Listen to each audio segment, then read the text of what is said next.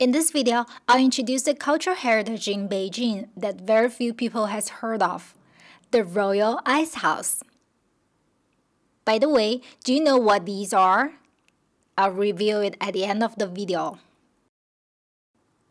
This map of Beijing drawn in the 18th century is so detailed that you can find almost every house in town on it.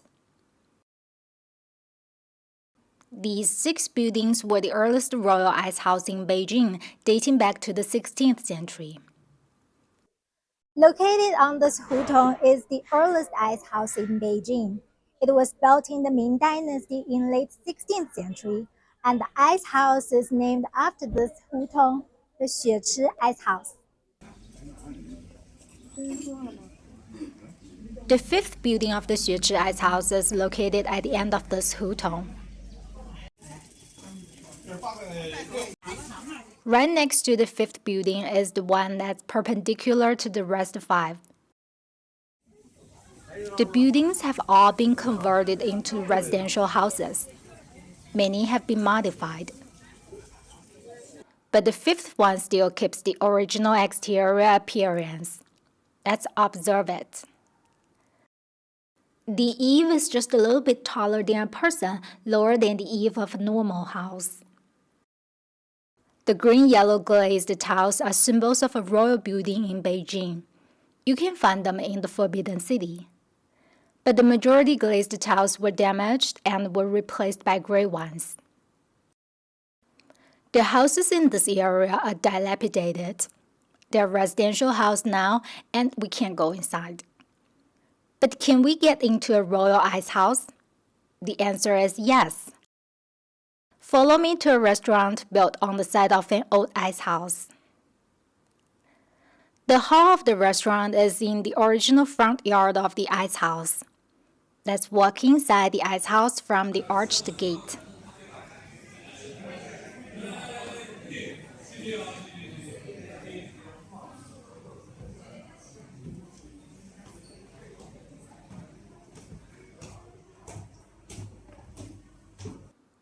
What do you think? The icehouse has an arched roof. The ceiling is much higher than I had thought. But since the majority part of the icehouse is underground, it looks like a low house from exterior. This icehouse was constructed in probably early the 20th century. It has the same style as the oldest icehouse of Beijing, the Xuechi Icehouse, several blocks away. Unfortunately, we still have this one, and from that, we can figure out the interior of the Xuechi Icehouse. There are 3 storage rooms in this icehouse. 2 are dining rooms now, and one in the center is a wine cellar. According to official records, there were 6 icehouses in Beijing in 4 locations in the 18th century. One of them was the Xuechi Icehouse with 6 storage buildings. Its capacity was 54,000 ice cubes. That's 9,000 ice cubes per each building. Each ice cube had a side length of half a meter. There was also an icehouse inside the Forbidden City with 5 storage buildings and a capacity of 25,000 ice cubes. The total capacity of the 6 royal icehouses was about 209,000 ice cubes. How was ice used? This container was a fridge dating back to the 18th century. There are several compartments inside. Ice was put in the compartments surrounding where food was stored. At the bottom of the container, there is a hole for melting water to drain. It's a simplified fridge, but it worked well. Actually, this is not the earliest fridge in China. The earliest fridge unearthed in China was this bronze container dating back 3,000 years. In this scene of a Chinese drama, ice was put in a big container. That was the second way how ice was used. It's like a simplified air conditioner. Ice would cool down the air around it. Usually, maid or servants would fan the cool air towards their lord. Who had the privilege to use the ice cubes? Initially, the ice cubes were only supplied to the Forbidden City, where the royal family lived in the inner section and the emperor worked in the front section with the ministers. The emperor, queen, and the emperor's concubines, as well as the ministers, had the privilege to use the ice from the royal ice houses. However, in the Qing dynasty, aristocrats in Beijing also started to build their own ice houses with smaller capacities. Where was ice fetched? Ice houses were always built near water. One source of ice was the moat outside the royal palace. Ice stored in the ice house inside the Forbidden City was fetched from the moat. Check out the moat next time when you visit Beijing. The Xuechi Ice House was built just outside the east gate of the Northern Sea. Although named the sea, it's actually a lake. It was part of a royal garden during Ming and Qing dynasties.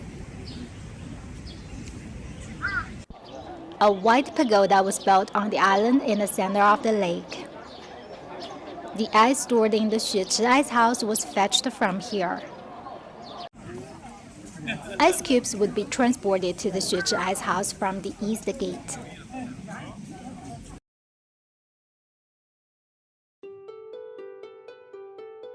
I'll spend some time introducing this quadrangle house located outside the east gate of the Northern Sea and in front of the Xuechi Ice House.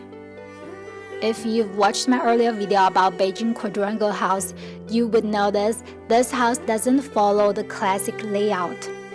It has 2 columns, and the main gate leads to a big garden. The highlight of the house was this 2-story building where one can watch the white pagoda from the western windows and the Mount Jinshan from the eastern windows. Both are well-known landmarks of Beijing. The house was in the prime location of the city, and of course many famous people lived in it before. A renowned Chinese architect grew up in this house in early 20th century. In 1927, while studying at University of Pennsylvania, she sent a letter back from Philadelphia. In the letter, she expressed homesick, and she specifically mentioned missing the white pagoda and the Xuechi Ice House, which proved the ice house was an important cultural symbol. Now the main gate of the house has a western style. It looks pretty good from outside, but like other quadrangle houses in the old town, this house is in a dilapidated condition. In the restaurant, I was surprised to find on the floor a stone plaque inscribed with the name of Xuechi Ice House. From that, I discovered the relationship between the 2 ice houses. The owner of Gongjian Ice House bought the right to operate Xuechi Ice House in 1930s. He did so because he saw a business opportunity as demand for frozen food among ordinary people increased. The leasing contract is still stored in Beijing archives. At the end of the video, let me reveal what these are. There are pig bladders filled with wine. According to the description on the wall, it's a tradition of a Manchu aristocratic clan. They filled wine to pig bladders. 2-month fermentation in the bladder will reduce the amount of wine to half, and the wine will taste more mellow. I didn't have the gut to taste it. You can try it one day. Thanks for watching the video. I'm Yan Yan. I make videos about sites of interest in China and histories and stories behind them. Subscribe to my channel. I'll see you next time.